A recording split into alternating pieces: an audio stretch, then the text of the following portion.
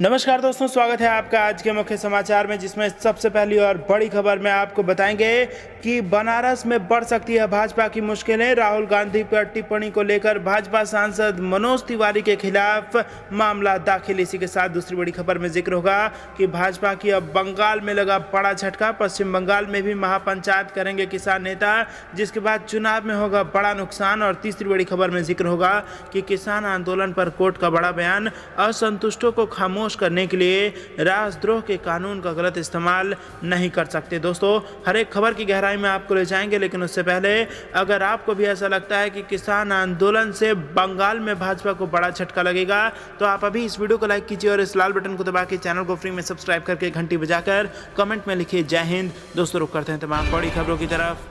राहुल गांधी पर टिप्पणी को लेकर भाजपा सांसद मनोज तिवारी के खिलाफ परिवाद दाखिल। जहां दोस्तों, कांग्रेस पार्टी के पूर्व राष्ट्रीय अध्यक्ष और सांसद राहुल गांधी पर टिप्पणी करने को लेकर मनोज तिवारी के खिलाफ बनारस में अदालत में एक परिवाद दाखिल किया गया है। यह परिवाद सीजेएम कोर्ट में किया गया है। कांग्रेस नेता अशोक सिंह, राघवेंद्र चौबे और राजेश गुप्ता की ओर से अधिवक्ता वीरेंद्र कुमार पंडित ने इसको दाखिल किया है। सांसद मनोज तिवारी ने राहुल गांधी को चीन का एजेंट बताया था, जिसके बाद अब उनको ये बड़ा झटका लगा है और अदालत ने इसे परिवाद के रूप में दर्ज करते हुए परिवादी को दंड प्रक्रिया संहिता के तहत बयान के लिए 26 फरवरी की तिथि नियत की है। परिवाद में कहा गया है कि बीती 15 फरवरी को शिवपुर के एक आश्रम में आयोजित कार्यक्रम में भाजपा सांसद मनोज तिवारी ने कांग्रेस पार्टी के खिलाफ ये विवादित और अपमानजनक टिप्पणी की थी। ऐसे में उन्हें तलब कर दंडित किया जाए। तो दोस्तों, ये बेहद बड़ी खबर बनारस से आ रही है, जहां पर भाजपा को बड़ा नुकसान हो सकता है। दोस्तों, आपकी क्या राय है, कमेंट में लिखिए। रुक करते हैं अगली खबर की तरफ। भाजपा की बढ़ सकती है मुश्किलें, पश्चिम बंगाल में भी महापंचायत करेंगे किसान नेता। जी हां दोस्तों, केंद्र के 3 नए कृषि कानूनों के खिलाफ आंदोलन के बीच किसान नेताओं ने मंगलवार को कहा कि वो चुनावी प्रदेश पश्चिम बंगाल में भी सभाएं करेंगे। ऐसे में भाजपा की मुश्किलें बढ़ सकती हैं। वहीं एक किसान नेता ने संकेत दिया कि वो जनता से ऐसे लोगों को वोट नहीं देने को कहेंगे जो हमारी आजीविका छीन रहे हैं। किसान नेताओं ने यहां गढ़ी सांपला में किसान महापंचायत से इतर संवाददाताओं से बातचीत करते हुए कहा कि कई अन्य राज्यों की तरह वो जल्दी ही पश्चिम बंगाल का दौरा भी करेंगे। भारतीय किसान यूनियन नेता राकेश टिकैत ने एक सवाल के जवाब में कहा, हम पूरे देश का दौरा करेंगे, हम पश्चिम बंगाल भी जाएंगे। पश्चिम बंगाल में भी किसान समस्याओं का सामना कर रहे हैं। उन्हें अपनी फसलों के लिए अच्छी कीमतें नहीं मिल रही हैं। उन्होंने महापंचायत को संबोधित करते हुए कहा, हम देश भर में पंचायतों का आयोजन करेंगे। हम गुजरात, महाराष्ट्र और अन्य स्थानों पर जाएंगे। हम पश्चिम बंगाल जाएंगे और वहां भी एक बड़ी सभा करेंगे। पश्चिम बंगाल के किसान राज्य सरकार के साथ साथ केंद्र के साथ कुछ समस्याओं का सामना कर रहा है। हम वहां भी एक पंचायत आयोजित करेंगे। यह पूछे जाने पर कि क्या यात्रा पश्चिम बंगाल के आगामी विधानसभा चुनावों से जुड़ी होगी, इस पर टिकैत ने संवाददाताओं से कहा कि ये मामला नहीं है। हम किसानों के मुद्दों को लेकर वहां जाएंगे। हालांकि हरियाणा बीकेयू के प्रमुख ने महापंचायत को संबोधित करते हुए लोगों से अपील की है कि वे पंचायत से संसद तक के चुनाव में ऐसे किसी व्यक्ति को वोट नहीं दें जो प्रदर्शनकारी किसानों की मदद नहीं करते हैं और उनके आंदोलन को समर्थन नहीं देते। बाद में टिकैत और कुछ अन्य किसान नेताओं के साथ पत्रकारों से बातचीत करते हुए चूढ़नी ने कहा कि जहां तक पश्चिम बंगाल का संबंध है, अगर भाजपा के लोग हार जाते हैं तभी हमारा आंदोलन सफल होगा। पश्चिम बंगाल में भी लोग कृषि पर निर्भर हैं। हम वहां जाएंगे और किसानों से आग्रह करेंगे कि वो उन्हें वोट नहीं दें जो हमारी आजीविका छीन रहे हैं। टिकैत ने कहा कि केंद्र के कृषि कानूनों के खिलाफ आंदोलन का नेतृत्व कर रहे 40 नेता पूरे देश का दौरा करेंगे ताकि आंदोलन को समर्थन मिले।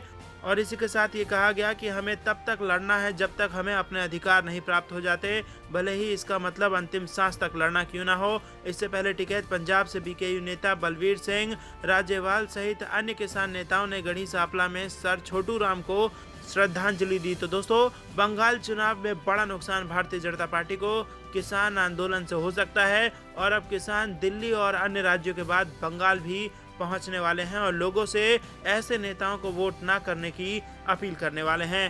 रुक करते हैं अगली खबर की तरफ। किसान आंदोलन पर कोर्ट बोला, असंतुष्टों को खामोश करने के लिए राजद्रोह का कानून नहीं लगा सकते। जी हाँ दोस्तों, दिल्ली की एक अदालत ने कहा कि उपद्रवियों का मुंह बंद करने के बहाने असंतुष्टों को खामोश करने के लिए राजद्रोह का कानून नहीं लगाया जा सकता, जिसके बाद भाजपा को एक और बड़ा झटका लग गया है। अतिरिक्त सत्र न्यायाधीश धर्मेंद्र राणा ने किसानों के चल रहे प्रदर्शन के दौरान फेसबुक पर फर्जी वीडियो डालकर कथित रूप से राजद्रोह और अफवाह फैलाने के आरोप में दिल्ली पुलिस द्वारा गिरफ्तार 2 व्यक्तियों देवीलाल और स्वरूप राम को जमानत देने के दौरान ये बड़ी बात कह दी।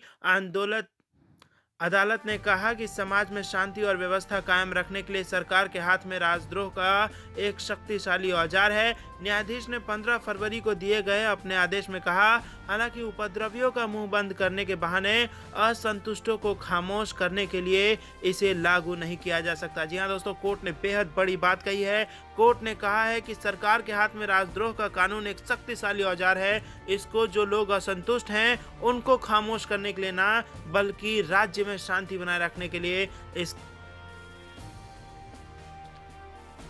बल्कि समाज में शांति और व्यवस्था कायम रखने के लिए इसका इस्तेमाल किया जाए। जाहिर तौर पर कानून ऐसे किसी भी कृत्य का निषेध करता है जिसमें हिंसा के जरिए सार्वजनिक शांति को बिगाड़ने या गड़बड़ी फैलाने की प्रवृत्ति हो। आदेश में कहा गया कि हिंसा अथवा किसी तरह के भ्रम अथवा तिरस्कारपूर्ण टिप्पणी या उकसावे के जरिए आरोपियों के द्वारा सार्वजनिक शांति में किसी तरह की गड़बड़ी या अव्यवस्था फैलाने के अभाव में मुझे संदेह है कि आरोपी पर धारा 124A के तहत कार्रवाई की जा सकती है। जी हाँ दोस्तों, बेहद बड़ी खबर यहाँ पर अदालत ने कही है, जिसके बाद भाजपा की मुश्किलें बढ़ सकती हैं। रुक करते हैं अगली खबर की तरफ। राहुल गांधी ने कहा ट्वीट कर कहा, मोदी सरकार ने ठाना है जनता को लूटते जाना है और बस 2 लोगों का विकास कराना है। जी हाँ दोस्तों, तेल की कीमतों में हो रही वृद्धि को लेकर आक्रामक विपक्ष का हमला थमने का नाम नहीं ले रहा है।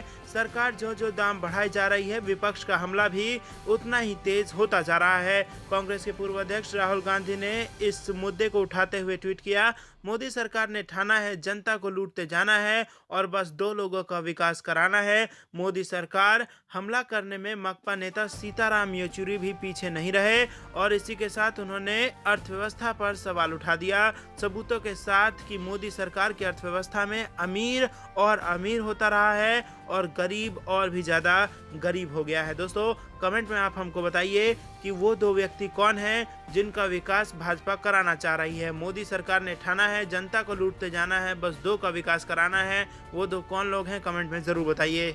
रुक करते हैं अगली खबर की तरफ। कांग्रेस ने पेट्रोल डीजल पर मोदी टैक्स को वापस लेने की उठाई मांग, कहा हर आम भारतीय इसकी राहत का तुरंत है हकदार। जी हाँ दोस्तों, ईंधन की बढ़ती कीमतों के बीच कांग्रेस ने मंगलवार को पेट्रोलियम उत्पादों पर करों को तत्काल वापस लेने की मांग की और आरोप लगाया कि पिछले 6 साल में सरकार ने करों के माध्यम से यानी कि टैक्स के माध्यम से 20 लाख करोड़ रुपए से अधिक की कमाई की है, जबकि एक आम आदमी पीड़ित है। इसे मोदी टैक्स करार देते हुए कांग्रेस प्रवक्ता पवन खेड़ा ने एक प्रेस कॉन्फ्रेंस में कहा, हम पिछले 7 वर्षों में लगाए गए इस अतिरिक्त मोदी टैक्स को तत्काल वापस लेने की मांग करते हैं।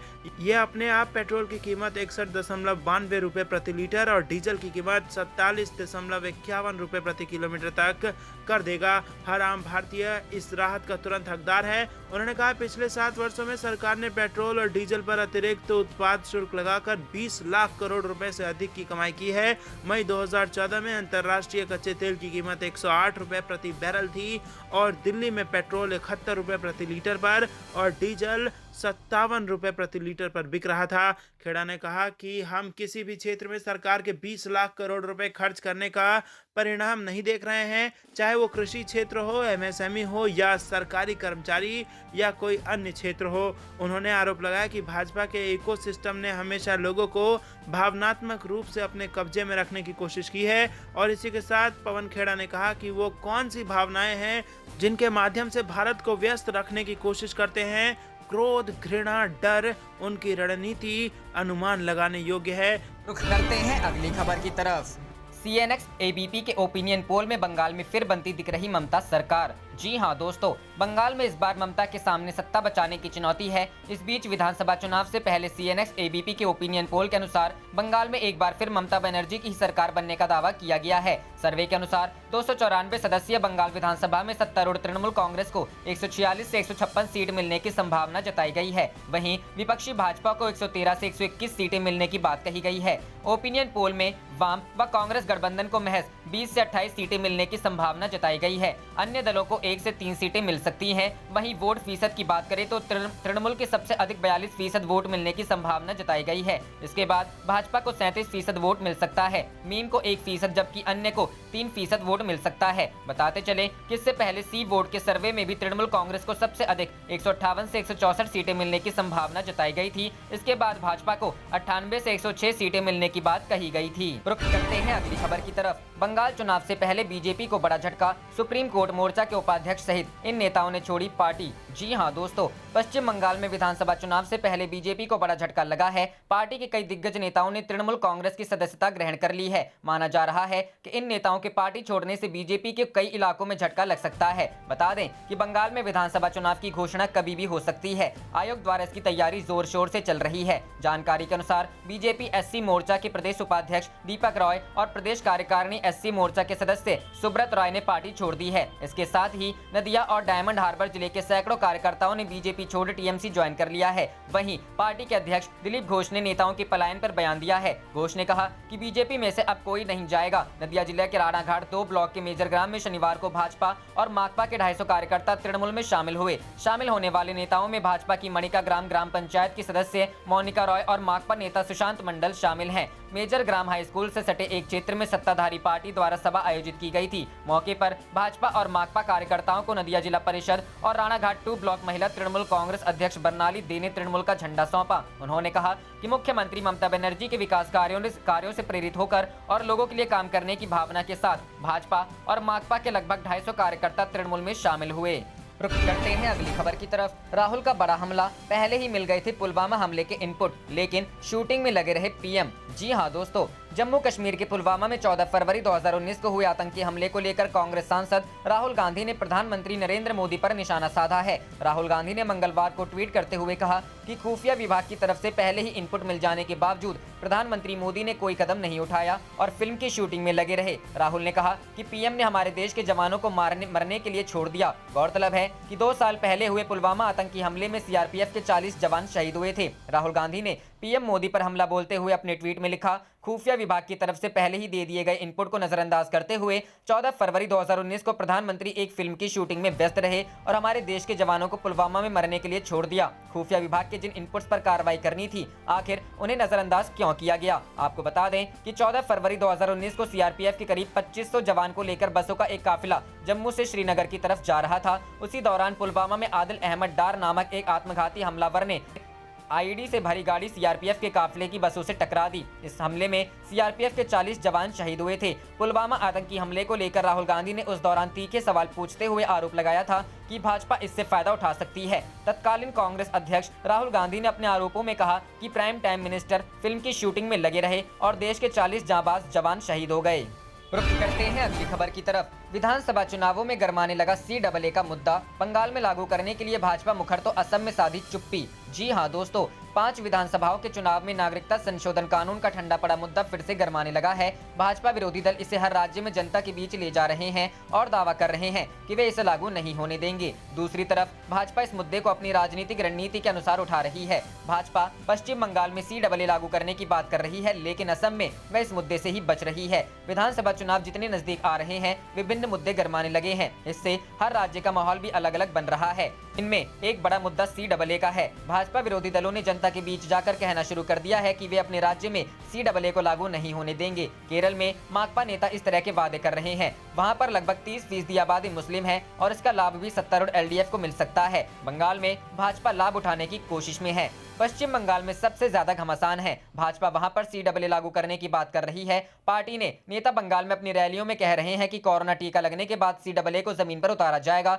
जबकि असम में भाजपा इस मामले पर चुप्पी साधे हुए है। दरअसल असम व पूर्वोत्तर राज्यों में CAA को लेकर काफी विरोध है। ऐसे में भाजपा असम में इस मुद्दे से बच रही है। हालांकि कांग्रेस असम में खुलकर इसे मुद्दा बना रही है और कह रही है कि राज्य में CAA को किसी कीमत पर लागू नहीं होने दिया जाएगा। असम में लगभग 28% मुस्लिम व 20% आदिवासी आबादी है। ऐसे में कांग्रेस इस मुद्दे का लाभ लेने की कोशिश में है। असम में मुद्दा गरमाया तो भाजपा को हो सकता है नुकसान। गौरतलब है कि बीते साल गुवाहाटी और ऊपरी असम के 8 जिलों CAA को लेकर लोग सड़क पर उतरे आए थे। बाद में यह मामला शांत हो गया था, लेकिन अब चुनाव के दौरान कांग्रेस ने इसे फिर से मुद्दा बनाया है तो भाजपा इसे दबाने में लगी हुई है। उसके नेता कह रहे हैं कि राज्य में CAA नहीं विकास का मुद्दा है। मुख्यमंत्री सर्बानंद सोनोवाल ऊपरी असम से आते हैं और भाजपा को पिछली बार सबसे ज्यादा सीटें इसी क्षेत्र में मिली थी। NRC पर भी भाजपा उच्चतम न्यायालय में मामला होने की बात कहकर इसे बच रही है। गौरतलब है कि दिसंबर 2019 में संसद के इस बारे में कानून पारित किया गया था, लेकिन अभी तक इसे अमली जामा पहनाने के लिए नियम कायदे सामने नहीं आ सके हैं।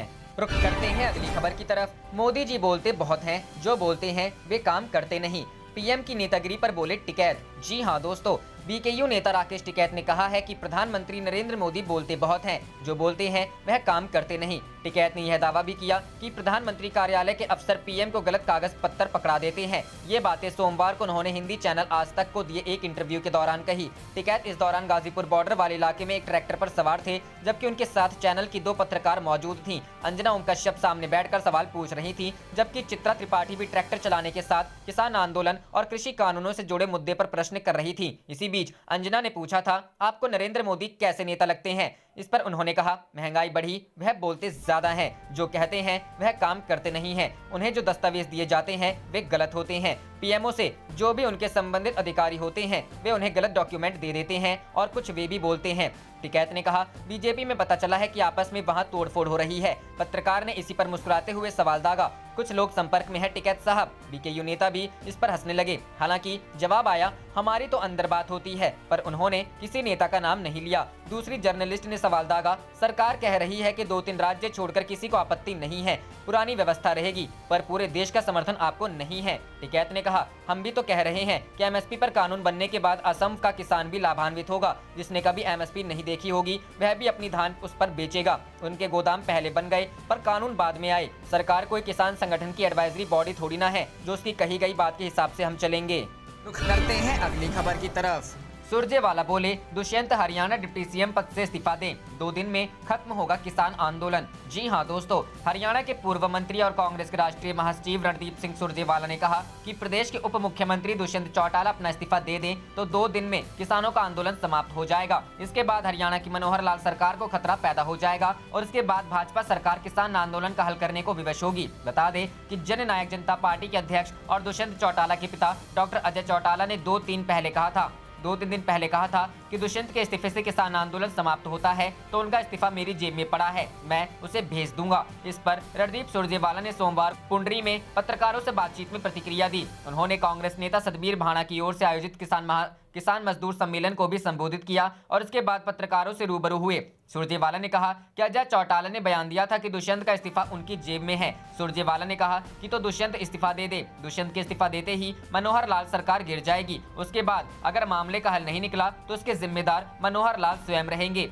जिस दिन हरियाणा में सरकार गिर जाएगी उस दिन सरकार किसान और मजदूर मान लेगी। रुख करते हैं अगली खबर की तरफ। सेलिब्रिटी ट्वीट इशू मामले में बीजेपी IT सेल के प्रमुख का नाम आया सामने, अनिल देशमुख। जी हां दोस्तों, सेलिब्रिटी ट्वीट इशू किसान आंदोलन को लेकर जब विदेशी हस्तियों ने ट्वीट करना शुरू किया था तो भारत में क्रिकेट, राजनीति और बॉलीवुड जगत की कई हस्तियों ने भारत की अखंडता और संप्रभुता को बनाए रखने के लिए विदेशी हस्तियों को जवाब दिया था और बदले में ट्वीट किए थे। इन सेलिब्रिटियों के ट्वीट को लेकर कांग्रेस ने महाराष्ट्र के गृह मंत्री अनिल देशमुख से शिकायत की थी और जाँच की मांग की थी। अब इस पूरे मामले पर अनिल देशमुख का बड़ा बयान सामने आया है। उन्होंने कहा है कि इस मामले की जाँच के दौरान बीजेपी IT सेल के प्रमुख और 12 अन्य लोगों के नाम सामने आए हैं। इस मामले की जांच अभी भी चल रही है। आपको बता दें कि जिन सेलिब्रिटियों की ट्वीट को लेकर कांग्रेस प्रवक्ता सचिन सावंत ने अनिल देशमुख से शिकायत की थी उनमें सचिन तेंदुलकर, लता मंगेशकर, अक्षय कुमार और सुनील शेट्टी जैसी हस्तियों के नाम शामिल हैं। सचिन सावंत ने इनके ट्वीट को लेकर जो शिकायत की है वो ये है कि इनके ट्वीट में काफी समानता है और पैटर्न भी एक तरफा का ही है, जिसके बाद महाराष्ट्र सरकार ने मामले की जाँच के आदेश दिए थे।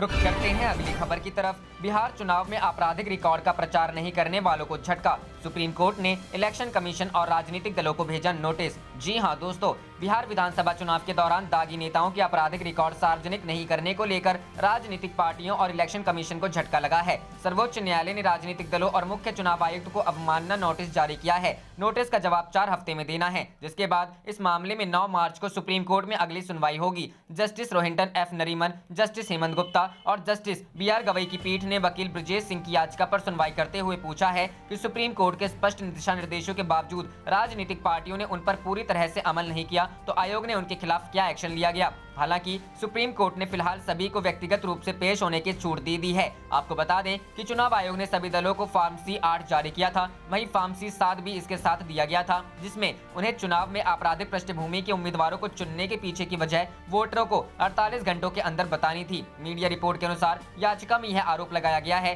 कि लगभग सभी राजनीतिक दलों ने इसमें चतुराई से काम लिया और छोटे स्तर के अखबारों में ही इसकी जानकारी दी, जबकि इसे मुख्य समाचार पत्रों या मीडिया प्लेटफॉर्म पर देना चाहिए था। उच्चतम न्यायालय ने 13 फरवरी 2020 को एक फैसले में सभी चुनावी पार्टियों और नियामक संस्था चुनाव आयोग को निर्देश दिया था कि सभी चुनाव लड़ने वाले दल यदि ऐसे उम्मीदवारों को चुनते हैं जिनका आपराधिक रिकॉर्ड है, तो वे इस बारे में मतदाताओं को स्पष्टीकरण देंगे। आप देख रहे थे आपका अपना चैनल जय हिंद जय भारत।